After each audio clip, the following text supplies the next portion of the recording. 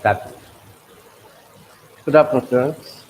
இப்போ வந்து நம்ம லாஸ்ட்டு இதில் வந்து என்ன பார்த்தோம், what we already done, economics of development and planning. அதில் வந்து நம்ம எல்லாமே ஆல் தோஸ் திங்ஸ் பார்த்துட்டோம்.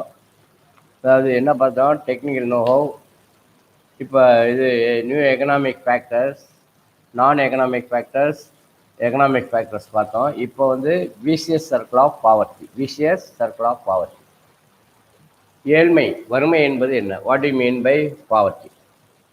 இப்போ நம்ம அதை பார்க்க போகிறோம், அந்த டாப்பிக்கை பார்க்க போகிறோம்.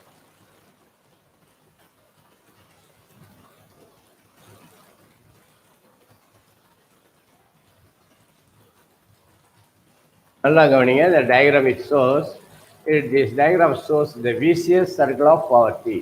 அதாவது ரொம்ப கொடுமையான வறுமை, வறுமையான கொடுமை, கொடுமையான வறுமை, கொடுமை வறுமை வந்து கொடுமையாக இருக்குது. விசிஎஸ் சர்க்கிள் ஆஃப் பாவர்ட்டி ஏன் அப்படி இருக்குன்னா, these are all these reason.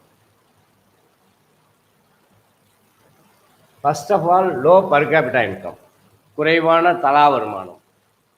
அடுத்ததாக அப்படியே வந்து low level of demand, low level of saving.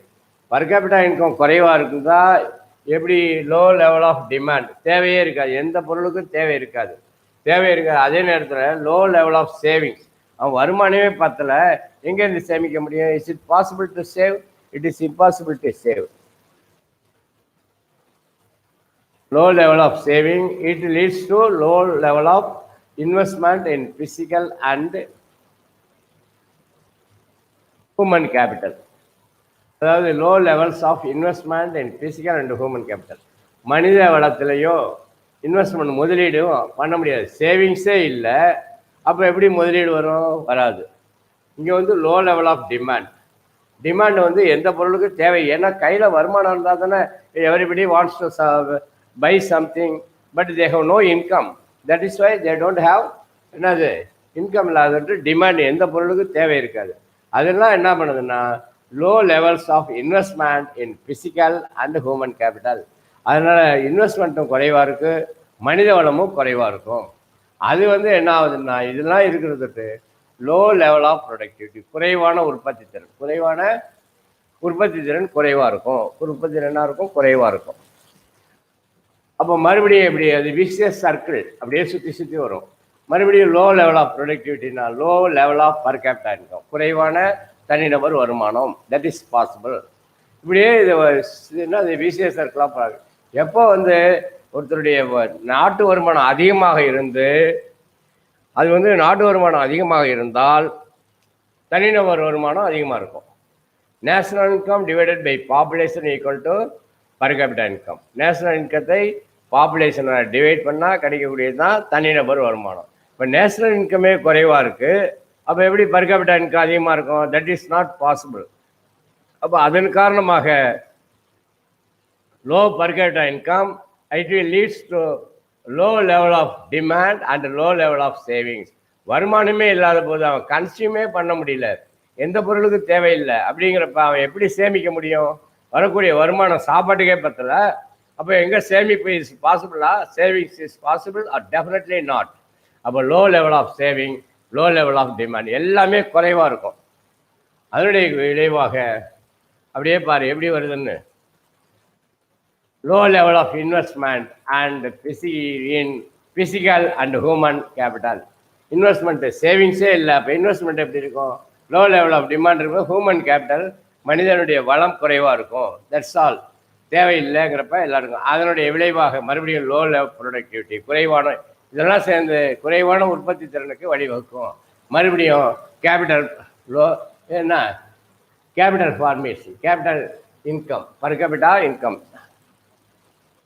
Low level of per capita income, தனிநபர் வருமானம், low level of per capita, மறுபடியும் குறைவான தலா வருமானம், அப்படியே low level of saving, low level அப்படியே low level of investment and human capital, மறுபடியும் low productivity. மறுபடியும் அந்த இது வந்து திஸ் இஸ் கால்டு என்ன, vicious circle of poverty. Vicious circle மிகவும் ஏழ்மையை உணர்த்தக்கூடிய, பாவர்ட்டியை உணர்த்தக்கூடிய விசியஸ் சர்க்கிள். என்ன, low per capita income, per capita income குறைவாக, நேஷனல் இன்கம் குறைவாக இருக்கும் தொட்டு பர் கேபிட்டா இன்கம் குறைவாக இருக்கும்.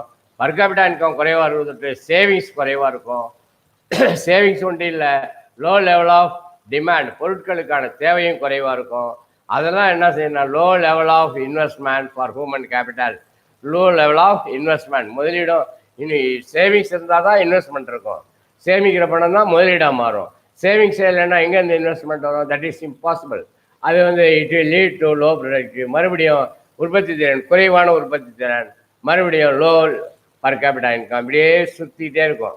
That is called low per capita income leads to எவ்வளோ பாரு, ஒரு மனிதனுடைய வாழ்க்கை தரத்தை நிர்ணயிக்கக்கூடியது பர் கேபிட்டா நேஷனல் இன்கமும் பர் கேபிட்டா இன்கமும் தான். ஒரு மனிதனுடைய வாழ்க்கை தரத்தை நிர்ணயிது அவனுடைய per capita income, standard of living, இதெல்லாம் தான் தட் இஸ் டினோட்ஸ் த ஒரு ஹியூமன் மனிதனுடைய ஸ்டாண்டர்ட் ஆஃப் லிவிங் என்னை குறிக்கக்கூடியது தான். These are all these things. அடுத்ததாக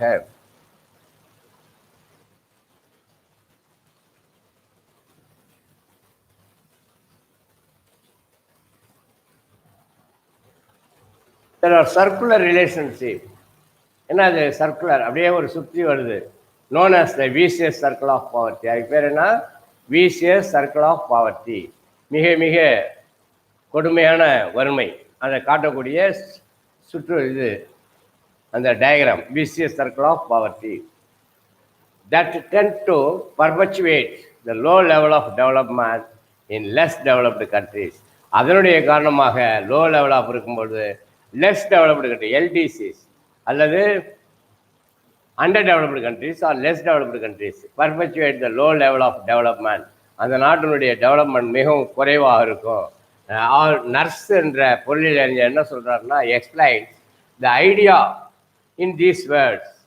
இட் இம்ப்ளைஸ் எ சர்க்குலர், இந்த சர்க்குலர் பார்த்தோம் இல்லையா, constellation of forces tending to act and react upon one another in such a way as to keep a poor country in a state of poverty. அதாவது இந்த சுற்றிக்கிட்டு இருக்கக்கூடிய அந்த இது எதை காட்டுதுன்னா, forces tending to act and react upon, ஒன்றுக்கு ஒன்று தொடர்புடைய one another in such a way as to keep a poor country in a state of poverty. In a state of poverty. For example, a poor man may not have enough to eat. For உதாரணம், ஒரு ஏழ்மை நிலையில் உள்ள ஒரு மனிதன் may not have enough to eat, போதுமான அளவுக்கு வருமானம் கிடையாது, சாப்பாட்டுக்கு வேண்டிய வருமானம் கிடையாது. being underfed, his health may be weak. அதனால உணவு பற்றாக்குறையினால அவருடைய உடல் பாதிக்கப்படும், மே பி வீக். அதனுடைய விளைவாக being physically weak, ஏன்னா உடல் ரீதியாக physically weak, is working capacity எவ்வளோ அழகாக சொல்கிறான் பார். For example, a poor man may not have enough to eat, உணவு உண்பதற்கு வருமானம் இல்லை. அதனுடைய விளைவாக பீயிங் அண்டர்ஃபெட், உணவு இல்லாத காரணத்தால் his health may be week, அவனுடைய உடல்நிலை மிகவும் பாதிக்கப்படும். உடல்நிலை பாதிக்கப்பட்டால் பீயிங் பிசிக்கலி வீக், உடல் ரீதியாக அவன் வீக்காக பலகீனமாக இருந்தால் is working capacity also very low. Working capacity also is very low, which means that he is poor. அதனுடைய அர்த்தம் என்னன்னா, ஏன்னா because he is poor, which in turn means that he will not have enough to eat and soon. Which in turn, மறுபடியும் பார்த்தீங்கன்னா, means that he will not have enough to eat and soon. A situation of this sort relating to a country as a whole can be summed up in the proposition, a country is poor because the country is poor. A country is poor because the people also is poor. ஏழ்மையில் வறுமையான நாடு, ஏழ்மையான நாட்டில் மக்கள் ஏழ்மையில் தான் இருப்பாங்க. The vicious circle of poverty operates both on the demand side and the supply side. இந்த பாவர்ட்டி தேவை பக்கமும் அளிப்பின் பக்கமும் என்ன பண்ணுது, பாவர்ட்டியை ஆராய்ச்சி செய்யுது. கொஞ்சம் பார்த்தோம் இல்லையா, லோ பர் கேபிட்டா இன்கம், அது it will leads to low savings, low demand. அது it will leads to low investment, savings low investment and human resource. அதனுடைய விளைவாக ப்ரொடக்டிவிட்டி இஸ் வெரி லோ. அது மறுபடியும் எங்கே போகுது, லோ பர் கேபிட்டா இன்கம் போகுது. இப்போ ஆன் த சப்ளை சைடில் பார்ப்போம். The low level of real income, supply side அளிப்பு பக்கத்தில் பார்த்தீங்கன்னா, low level of on the supply side நல்லா கவனிக்கணும். The low level of real income குறையும் பொழுது மீன்ஸ் லோ சேவிங்ஸ். இன்கம் குறைவாக இருந்தால் சேமிப்பும் டெஃபினெட்லி லோவாக தான் இருக்கும், லோ சேவிங்ஸ்.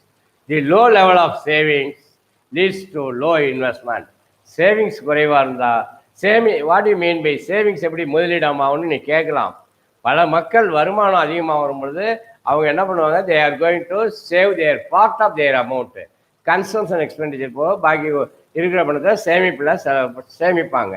அந்த சேமிக்கிற அமௌண்ட்டை தான் வங்கியில் சேமிக்கும் பொழுது வங்கியில் என்ன பண்ணுறாங்க, பெரிய பெரிய முதலீட்டாளர்கள் அந்த பணத்தை அந்த சேமிப்பு அவர்கள் சேமித்த பணத்தை கடனாக பெற்று என்ன பண்ணுறாங்க, இன்வெஸ்ட்மெண்ட் பண்ணுறாங்க. That is called investment.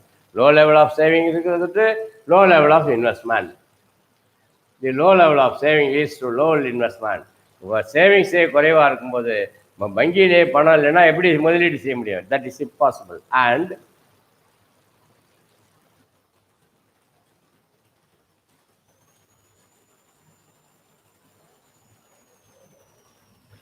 and to deficiency of capital. அதன் காரணமாக மூலதனத்தினுடைய பற்றாக்குறை ஏற்படுகிறது. Deficiency of capital. The deficiency of capital பற்றாக்குறை, மூலதன பற்றாக்குறையின் காரணமாக in turn leads to low level of productivity. உற்பத்தி திறன் குறைவாக இருக்கும்.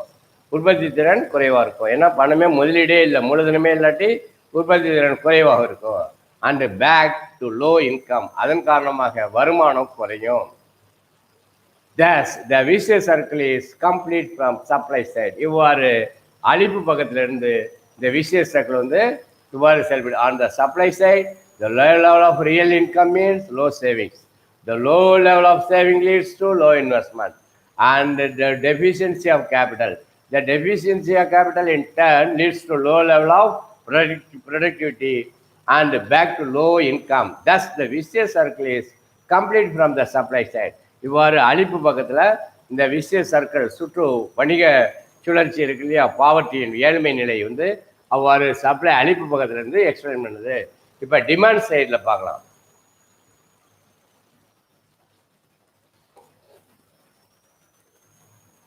The demand side of the vicious circle is that demand தேவையின் பக்கத்தில் பார்த்தா vicious circle is that the low level of real income leads to a low level of demand.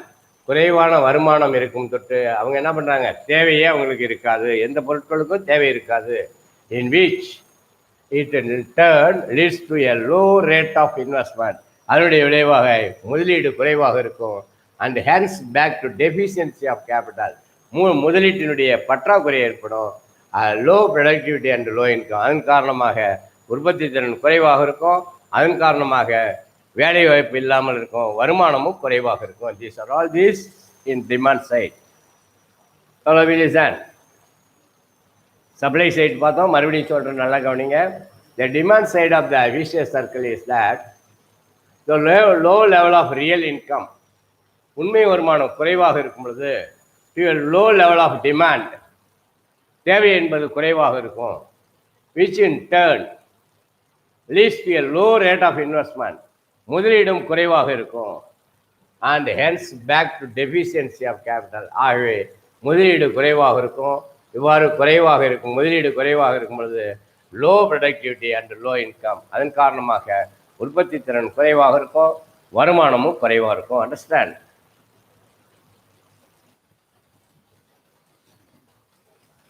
இப்போ இதெல்லாம் வந்து சப்ளை சைடில் பார்த்தோம், டிமாண்ட் சைட்லையும் பார்த்துட்டோம்.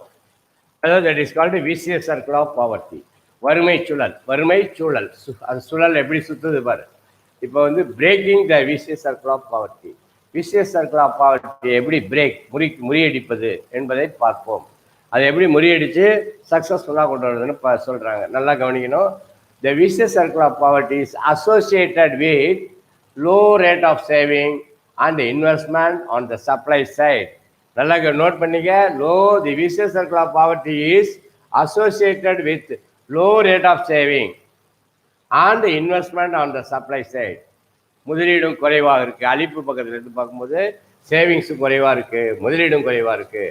இன் UDCs, under developed countries, the rate of investment, அதாவது முதலீட்டின் அளவு and capital formation can be stepped up without reduction in consumption.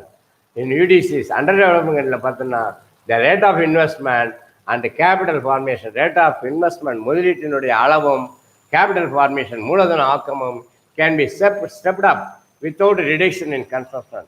நுகர்வை குறைக்காமல் அது உயர்வதற்கான வழிவகை இது.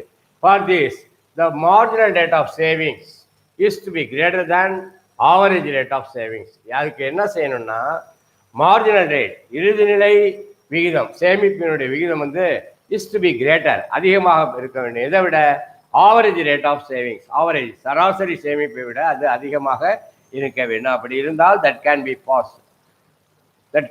பாசிபிள்.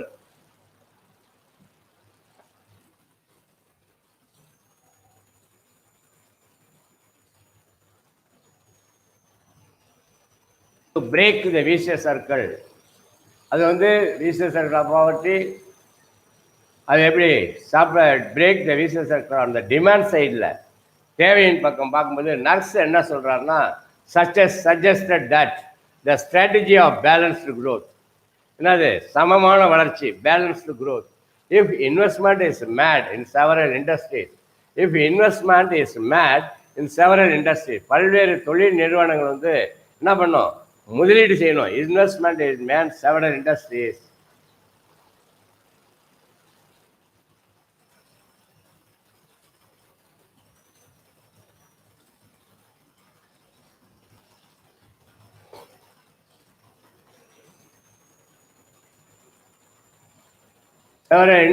simultaneously ஒரே நேரத்தில் the workers employed in various industries will become consumers of each other's products and will create demand for one another. நல்லா கவனிக்கணும் இந்த இடத்துல.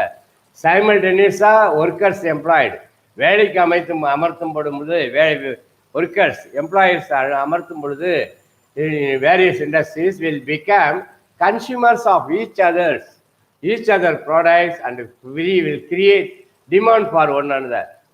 ஒரு இண்டஸ்ட்ரியும் ப்ரொடக்ஷன் எம்ப்ளாயீஸ் அப்பாயின் பண்ணி உற்பத்தியை மேற்கொள்ளும் பொழுது அவர்கள் உற்பத்தி செய்யக்கூடிய பண்டங்கள் இன்னொரு இண்டஸ்ட்ரியில் உற்பத்தி செய்யக்கூடிய ஒர்க்கர்ஸுக்கு தேவைப்படும். அது வந்து it depends upon the each industries. ஒவ்வொரு இண்டஸ்ட்ரி இன்னொரு ஏன்னா இவர் ஒரு பொருளை உற்பத்தி பண்ணால் அந்த உற்பத்தியான பொருள் அந்த இண்டஸ்ட்ரியில் உற்பத்தி பண்ணுறவருக்கு தேவைப்படும். அவர் உற்பத்தி பண்ணுற பொருள் இவருக்கு தேவைப்படும். இவ்வாறு என்ன ஆகுதுன்னா ஒருத்தர் டிபெண்ட் பண்ணியிருக்காங்க. பேலன்ஸ்டு அதுதான் that is the balanced growth சமமான வளர்ச்சி. ஒரு இண்டஸ்ட்ரி வளருதுன்னா இன்னொரு இண்டஸ்ட்ரி அது வளரும் பொழுது அந்த இண்டஸ்ட்ரி உற்பத்தி செய்யக்கூடிய பொருள் வந்து இந்த இண்டஸ்ட்ரியில் வேலை செய்யக்கூடிய லேபரர்ஸ் அதை வாங்குறது மட்டும் அப்போ ரெண்டு இண்டஸ்ட்ரியும் வளர்ச்சியை நோக்கி போகும். க்ரோத் பேலன்ஸ்டு க்ரோத் இவங்க பண்ணுறது அவங்களது மாறி thus though through the strategy of balanced growth vicious circle of poverty operating on the demand side of capital formation can be broken. அது மாதிரி செய்யும் பொழுது இந்த vicious circle of poverty operating on the demand side தேவையின் பக்கத்தில் செயல்படக்கூடிய அந்த ஏழ்மை சூழல் ஃபார்மேஷன் கேன் பி புரோக்கன் உடைத்தெறியப்படும். இவ்வாறு எம்ப்ளாயீஸை அப்பாயின் பண்ணி ஒவ்வொரு இண்டஸ்ட்ரியும் டெவலப் பண்ணும் பொழுது அவர்களுக்கு தேவையான பொருட்களை அவர்கள் they are going to consume in various types of products in various types of industries. அதில் உற்பத்தி ஆகிற பொருட்களை அவர்கள் நுகரும் பொழுது ஒவ்வொரு இண்டஸ்ட்ரியும் வளரும் பொழுது அப்படியே economical development can be possible. That can be broken. Vicious circle of poverty can be broken through these activities. Understand புரிஞ்சுட்டீங்களா? ஒரு இண்டஸ்ட்ரி ப்ரொடக்ஷன் எம்ப்ளாயீஸை அப்பாயின் பண்ணி உற்பத்தியை மேற்கொள்ளும் பொழுது அவர்கள் உற்பத்தி செய்யக்கூடிய பண்டங்கள் வேறொரு இண்டஸ்ட்ரியில் உற்பத்தி செய்யக்கூடிய பண்டங்கள் இவர்கள் என்ன பண்ணுவாங்க they are going to consume. பணம் கொடுத்து அதை வாங்குவாங்க. அந்த இண்டஸ்ட்ரியில் உள்ளவங்க இவங்க உற்பத்தி பண்ணுற பொருளை வாங்குவாங்க. இப்படி ஒவ்வொரு இண்டஸ்ட்ரியும் டெவலப் ஆகிட்டே போகும் பொழுது அப்போ என்ன economic development is possible. That is balanced growth சரிசமமான வளர்ச்சி. It denotes the balanced growth. All of you understand very easily you can capture. அதாவது இதெல்லாம் காரணம் என்னன்னு கேட்டிங்கன்னா அன்எம்ப்ளாய்மெண்ட் இருந்தால் வேலைவாய்ப்பு என்பது ஒன்று இருந்தால்தான் ஒருவருடைய வாழ்க்கை தரம் உயரும். வேலைவாய்ப்பு கொடுக்கும் பொழுது தே ஆர் கோயிங் டு கன்சியூம். வேலையே இல்லாதவனுக்கு வேலை கொடுக்கும் பொழுது அவன் என்ன பண்ணுறான் பல்வேறு பொருட்களை நுகரும் பொழுது பல்வேறு பொருட்களுக்கு டிமாண்ட் ஏற்படுது. அவன் has to spend his money for various commodities. அப்படி செலவு பண்ணும் பொழுது அந்த துறையில் உள்ளவங்க இவனுடைய தேவையை அந்த துறையில் உள்ளவங்க நிறைவு செய்யும் பொழுது அந்த துறையில் உள்ளவங்களுக்கு தேவையான பொருளுக்கு அவங்க பல பேர் அப்பாயின்ட் பண்ணுவாங்க. ஆகவே ஒவ்வொரு துறையும் பல்வேறு லேபரர்ஸ் அப்பாயின்ட் பண்ணும் பொழுது எல்லா துறைகளும் டெவலப்மெண்ட்டை நோக்கி போயிட்டு இருக்கோம். எதை நோக்கி போயிட்டு இருக்கோம்? It can be moved through the development or growth. Understand? That is called balanced growth. Balanced growth of the economy that can be broken. ஏதோ உடைச்சிடுது, விசியஸ் சர்க்கிள் ஆஃப் பாவர்ட்டியை முறிச்சிடுது. இது மாதிரி செய்யும் பொழுது அந்த பாவர்ட்டி என்பது ஒழிந்துவிடும். அடுத்ததாக பிளானிங், திட்டமிடல்.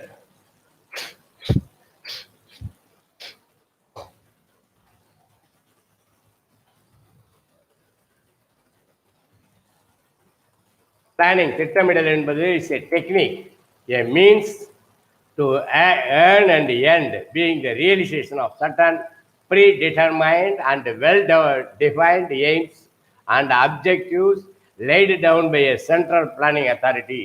The end may be to achieve economic, social, political or military objectives.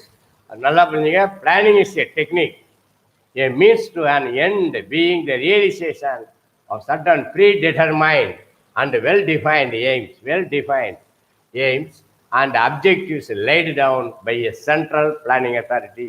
மைய திட்டக்குழுவால் திட்டமிடப்படுகின்ற activities very very important activities.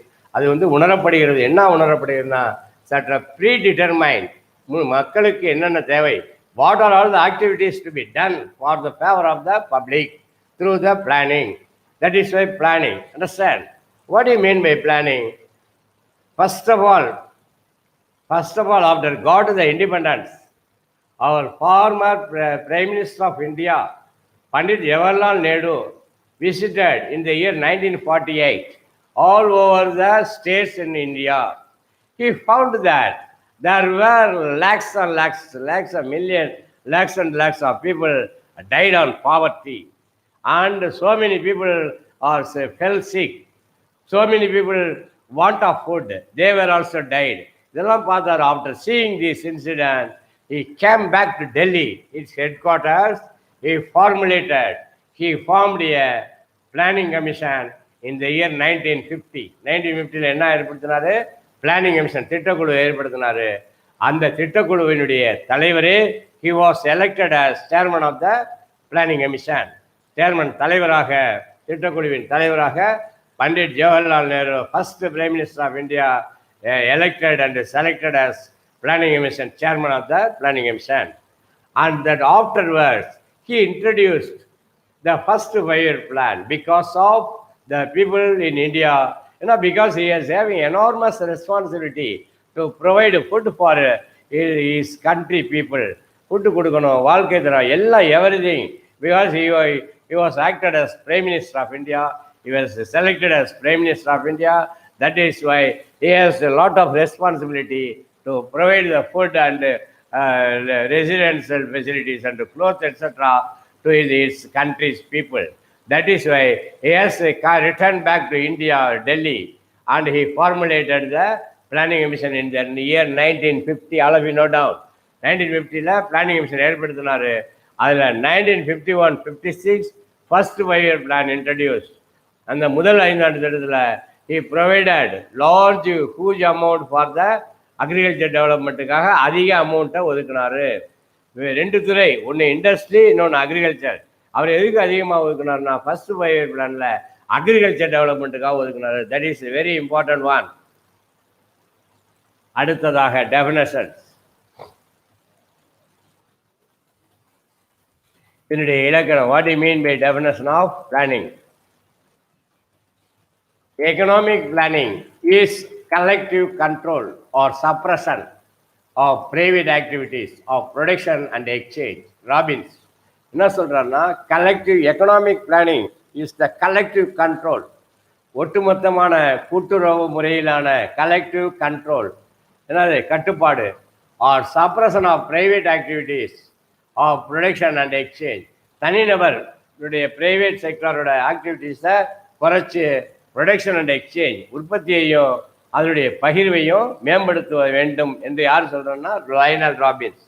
He explained regarding definition, that is the economic planning is collective control or suppression of private activities of production and exchange. All of you note down this point, very important. அடுத்ததாக economic planning in the widest sense, மிகப்பெரிய planning என்பது, திட்டமிடுதல் என்பது மிகப்பெரிய ஒரு வேலை, மிகப்பெரிய ஒரு work. Sense is the deliberate direction, மிக விரைவான இயக்கம் by persons in charge of large resources of economic activity towards chosen ends. யார் சொல்றா? Dalton. Economic planning in the widest sense, மிகப்பெரிய பரந்த அளவு உடையது. Is the deliberate direction, is the deliberate direction by persons in charge of large resources of economic activity towards chosen ends. தேர்ந்தெடுக்கப்பட்ட முடிவுகளை யார் பண்ணுறான்னா, ரிசோர்சஸ், வளங்களை பயன்படுத்துவதற்காக எடுக்கக்கூடியது தான். That is called economic planning அப்படின்னு according to Dalton opinion. Okay, next.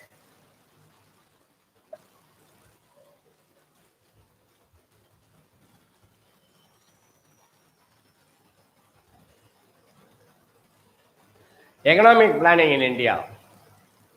இந்தியாவில் பொருளாதார திட்டமிடல் எப்படி நடக்குதுன்னு பார்ப்போம். Consists of economic decision schemes formed to meet certain predetermined economic activities. Consists of economic decision, பொருளியல் டிசிஷன், முடிவுகளை அந்த ஸ்கீம், திட்டங்களுடைய முடிவுகளை ஏன் ஃபார்ம்டு டு மீட் சடன் ப்ரீடிட்டர்மைண்ட், முன்னாடியே நிர்ணயிக்கப்பட்ட இலக்குகள், எக்கனாமிக் அப்ஜெக்டிவ்ஸ், பொருளியல் இலக்குகளை அடைவதற்காக அதன் நோக்கங்கள் தான். That is called planning. அதை அடைவதற்காக திட்டமிடுதல் தான். That is called planning. Understand? And a road map of direction to achieve specific goals within specific period of time. The current thinking of economic planning is fairly new, somewhat rooted in Marxist socialism. அதாவது road map of direction. அது என்ன சொல்கிறேன்னா, அதனுடைய road map, வரைபடங்கள் எப்படி காட்டுதுன்னா, to achieve specific goals, ஒரு குறிப்பிட்ட இலக்கை அடைவதற்காக, வித்தின் ஒரு குறிப்பிட்ட காலத்தில் ஒரு குறிப்பிட்ட இலக்கை அடைவதற்காக போடப்படும் திட்டம் தான் economic planning. The current thinking, நிகழ்கால நடப்பு of economic planning is fairly new. இப்போ போடப்பட திட்டங்கள் புதியதாக இருக்கும்.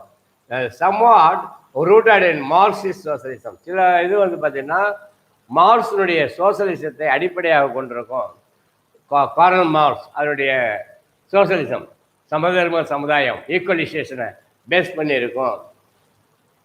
அதாவது சில திட்டங்கள் based on the Marxist socialism. Marx socialism என்ன சொல்றாரு? there is no difference between rich and poor. he insisted the மார்க்ஸோட socialism என்ன சொல்லுதுன்னா, welfare, everybody having welfare in its country. ஒரு நாடு முன்னேற வேண்டும் என்றால் according to Marx, Karl Marx, ரொம்ப அருமையான socialism. Inequality should be eradicated. ஏழை பணக்காரன் கோடீஸ்வரர் இருக்கக்கூடாது, ஏழை இருக்கக்கூடாது. All are equal, all are equal. If he educated, get the employment and he can get the earning. If uneducated also get the employment and he can also earning. There is no rich, there is no rich and poor. There is no inequality in between the rich and poor. அது inequality should be eradicated. அப்படிங்கிறத மார்க்ஸோட மிக 20வது நூற்றாண்டில் பார்த்தீங்கன்னா theories, thinker from Europe and put forward the idea of state involvement to stop capitalism and the inequality of society. முதலாளித்துவம் என்ன சொல்லுதுன்னா, it is entirely different from socialism. முதலாளித்துவம் கேபிட்டலிசம் என்பது முதலாளித்துவம், அது அமெரிக்கா போன்ற வளர்ச்சி அடைஞ்ச நாடு தான், த கேபிட்டலிஸ்ட் கண்ட்ரி. அங்கே பார்த்தீங்கன்னா பெரிய கோடீஸ்வரம், மில்லியனர் இருப்பான், புவரும் இருப்பான், ஏழை இருப்பான். But they both are called citizen of India or Russia like that America சொல்லுவாங்க. அது தட் இஸ் த இன்இக்வாலிட்டி இருக்கும். அது கேபிட்டலிசம். அந்த inequality of society, inequality of society, சமதர்மம், இன்இக்வாலிட்டி, சமதர்மம் இருக்காது, சமத்துவம் இருக்காது. Soviet Union adopted economic planning. அதே நேரத்தில் ரஷ்ய நாடு, Soviet Union adopted economic planning for the first time in 1928 that enabled the country to turn into an industrial superpower. Industrial superpower. The idea of economic planning was strengthened during the Great Depression in 1930. The idea of economic planning, பொருளாதார திட்டமிடுதல் என்பது was strengthened, ரொம்ப பலப்படுத்தப்பட்டது. எப்ப? Touring the great depression, மிகப்பெரிய பொருளாதார மந்தம் எப்ப ஏற்பட்டதுன்னா 1930. அல்லது we note down 1930 great depression world லெவலில் ஏற்படுத்தப்பட்டது தான் கிரேட் டிப்ரெஷன். இப்போ இருந்தது இல்லையா COVID-19 டிப்ரெஷன், அதே டிப்ரெஷன் தான் இந்த 1930 ஏற்பட்டது. அதன் விளைவாக planning was strengthened during the great depression in 1930. The outbreak of the World War II.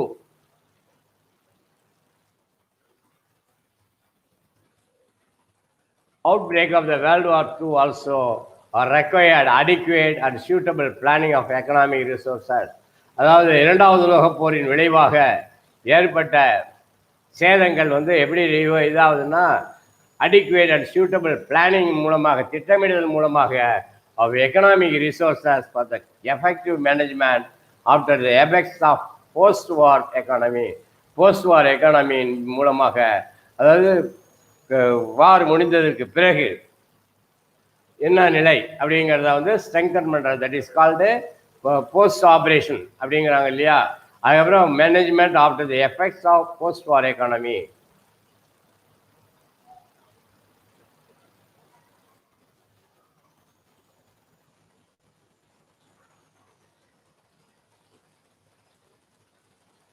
After independence in 1948, a declaration of industrial policy was announced.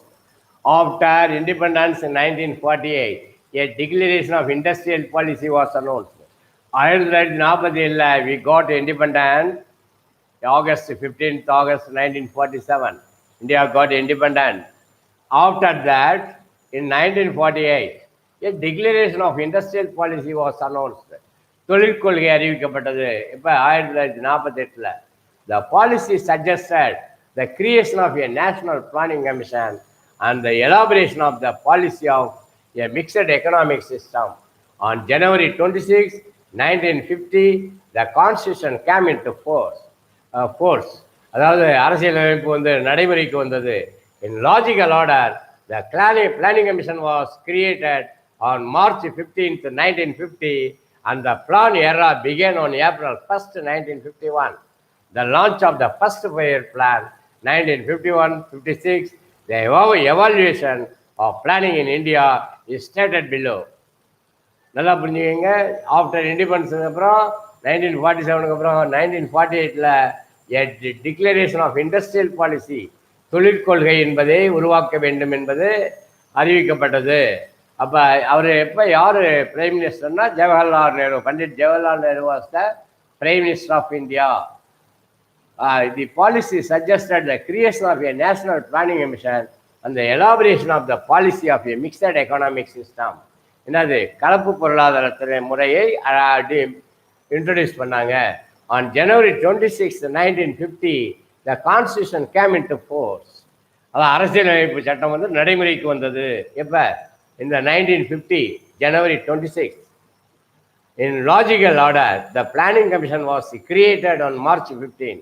அதாவது லாஜிக்கல் ஆர்டர்ல பார்த்தா பிளானிங் கமிஷன் எப்போ ஏற்படுத்தப்பட்டது? 15th 1950 ஏற்படுத்தப்பட்டது. And the plan era began on April 1st, 1951. ஆனால் திட்டம் செயல்முறைக்கு வந்தது 1951 with the launch of the first 5-year plan. 1951-56, the evaluation of planning in India is stated below. அதனுடைய evaluation of planning is in India is stated below. பின்ன கீழே பார்க்கலாம். Understand? All of you listen.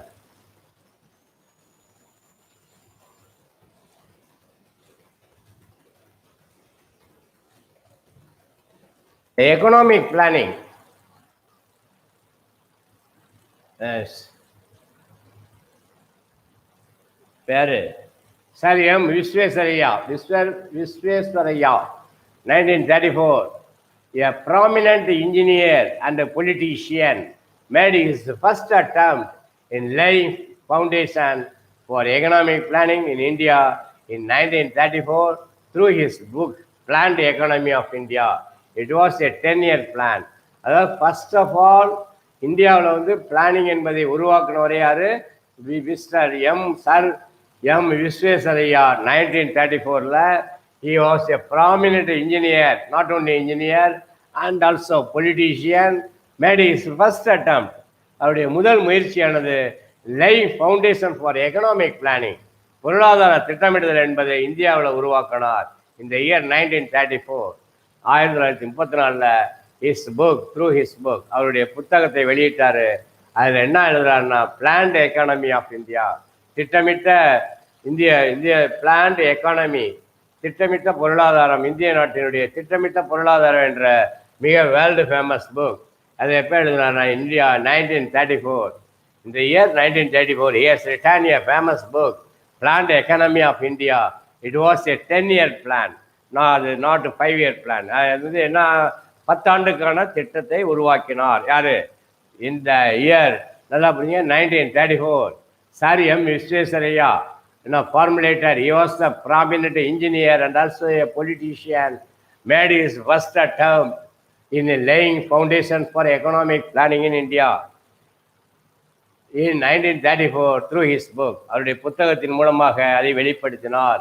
என்ன சொல்றாரு அவருடைய புத்தகத்தில்? Planned economy of India, இந்தியாவின் திட்டமிட்ட பொருளாதாரம் என்ற மிக புகழ் வாய்ந்த புத்தகத்தை வெளியிட்டாரு. அது வந்து 10-year plan. It was a 10-year plan. அது வந்து 10 ஆண்டுகளுக்கான திட்டமிடுதல். அடுத்ததாக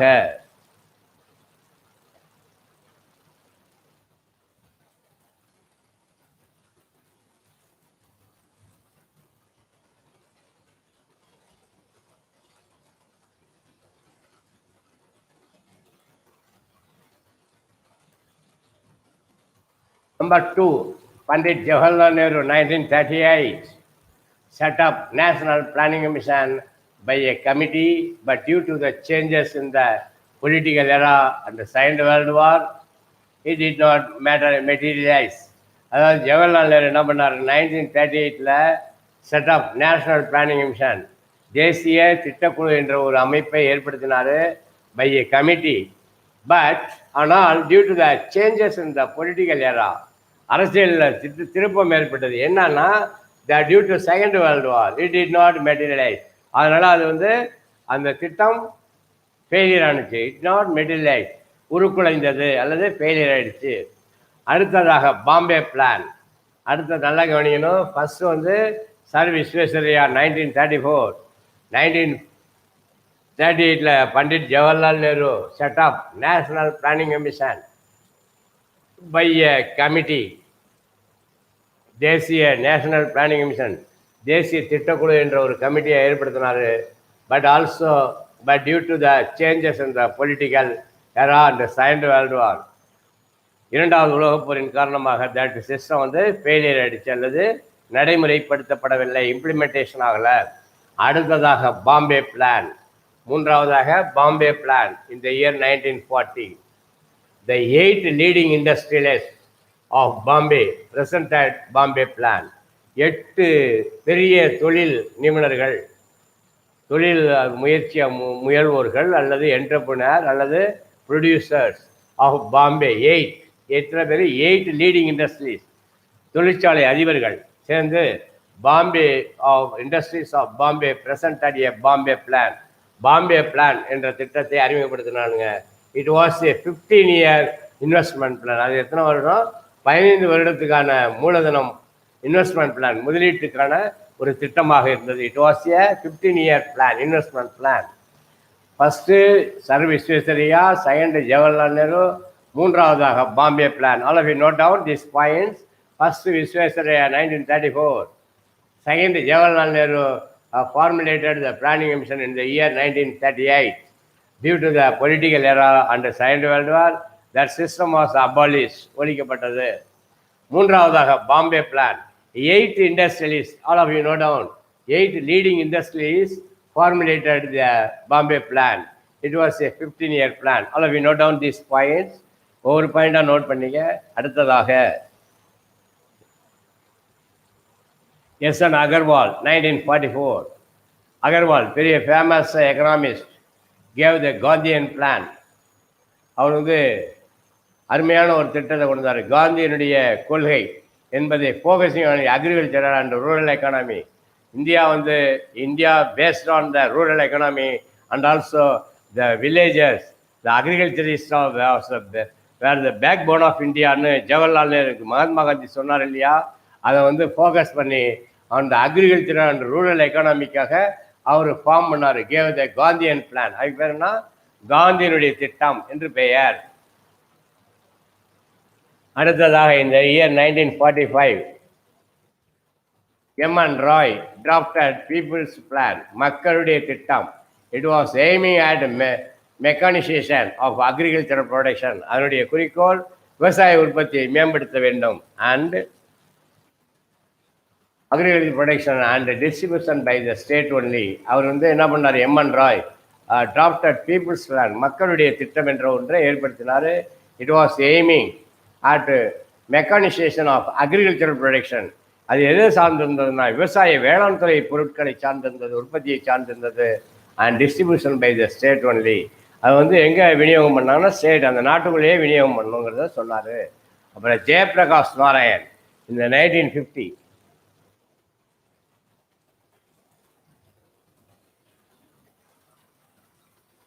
KP Narayan 1950 advocated Sarvodaya plan. இப்போ கூட பார்ப்பீங்க, நம்ம இது கிராம கதர் சர்வோதயா அப்படின்னு இருக்கும். இது வந்து யார் ஏற்படுத்தினா சர்வோதய சங்கம்னு விற்பாங்க. இதில் காதி கிராஃப்டில் பார்த்தீங்கன்னா சர்வோதயா பிளான் இருக்கும். Which was inspired by Gandhian plan. அது வந்து காந்தியினுடைய பிளானை வந்து அடிப்படையாக கொண்டு வந்தது. And with idea of Vinoba Bhave famous Bhoodan இயக்கத்தினுடைய மிகப்பெரிய ஒரு அடையாளம் காணப்படுபவர் தான் Vinoba Bhave, Acharya Vinoba Bhave. He gave importance not only for agriculture. அது வந்து என்ன கொடுத்ததுன்னா ஜெயபிரகாஷ் நாராயணுடைய சர்வோதயா பிளான் என்ன சொல்லணும்? Not only in agriculture but encourage small and cottage industries in the plan. சிறு மற்றும் குறு தொழில்கள் வளர்ச்சிக்க இது என்ன பண்ணுது? அதை அதிகரிக்க வேண்டும் என்று உணர்த்தியது தான் ஜெயபிரகாஷ் நாராயணன். இந்த இயர் 1950 அட்வொகேட்டட் சர்வோதயா பிளான். அது என்ன பிளான்? சர்வோதயா திட்டம் என்ற ஒன்றை அறிமுகப்படுத்தினார். Which was inspired by Gandhian plan. அது வந்து என்ன? காந்திய கொள்கையை பிரதிபலித்தது. And with idea of Vinoba Bhave, not only that, the Acharya Vinoba Bhave Bhoodan இயக்கம் என்ற ஒன்றை இயக்கி அதை செயல்படுத்தி வந்தவர் தான் ஆச்சாரிய வினோபா பாவே. அதை பேஸ் பண்ணியிருக்கு. It gave importance. அது எதுக்கு முக்கியத்துவம் கொடுத்தனா? நாட் ஓன்லி ஃபார் அக்ரிகல்ச்சர், வேளாண்மை கொண்டு முக்கியத்துவம் கொடுக்கல, but also encourage in the rural and small and cottage industries in the plan. அந்த திட்டத்தில் சிறு மற்றும் குறு தொழில்கள், காட்டேஜ் குடிசை தொழில்களுக்கு முக்கியத்துவம் கொடுத்தாரு. இப்போ கூட அந்த சர்வோதயா நீங்கள் பார்க்கலாம், காதி கிராஃப்டில் பார்த்தீங்கன்னா சர்வோதயா பிளான்னே இருக்கும். அப்போ ஏற்படுத்தப்பட்ட திட்டம். அதாவது என்னன்னா குடிசை தொழில்களையும் காட்டேஜ் இண்டஸ்ட்ரீஸ் அந்த ஸ்மால் சிறு மற்றும் குடிசை தொழில்களை ஊக்கப்படுத்த வேண்டும் அப்படிங்கிற ஒரே ஒரு கொள்கையின் மூலமாக ஏற்படுத்தப்பட்டது தான் Sarvodaya plan. Understand? Very very important plan. Nowadays also prevailing in India.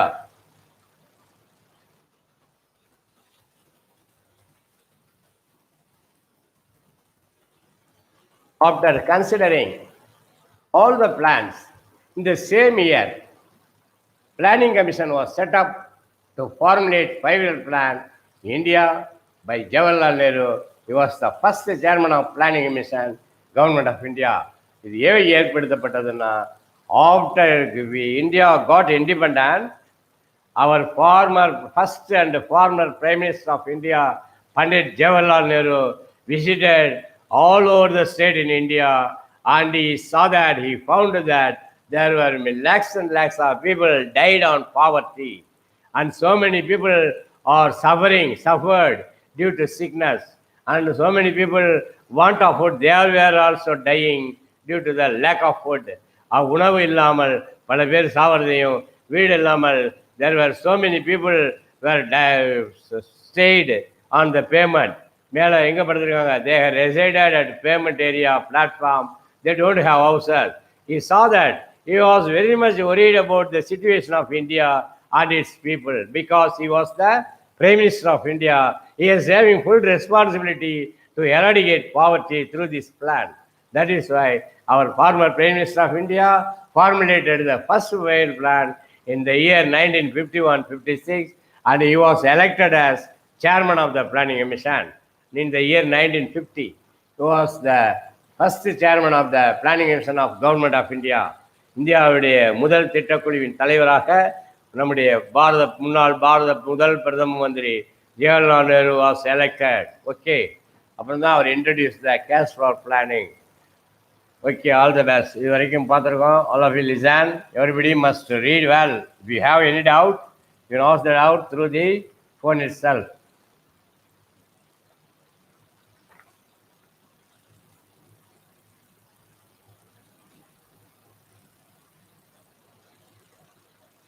All of you note down the questions. Define, number 2 more question. Define economic development.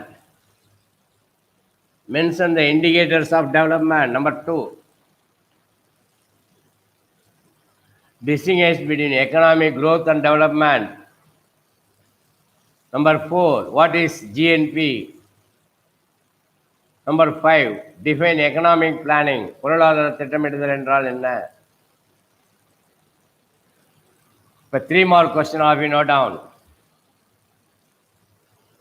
Elucidate major causes of vicious circle of poverty with the diagrams. Now, சொன்னோம் இல்லையா, low per capita income, அதிலிருந்து அதை எழுதணும். What are the non-economic factors determining development? Number 3, how do you break the vicious circle of poverty? எவ்வாறு vicious circle of poverty முடிக்கலாம் அப்படிங்கிறதுக்கான நம்ம நடத்தணும். Trace the evaluation of economic planning in India. இது 3 mark question. அப்புறம் 5 mark question. Describe the economic determination of economic development. Discuss the economic determinants of economic development.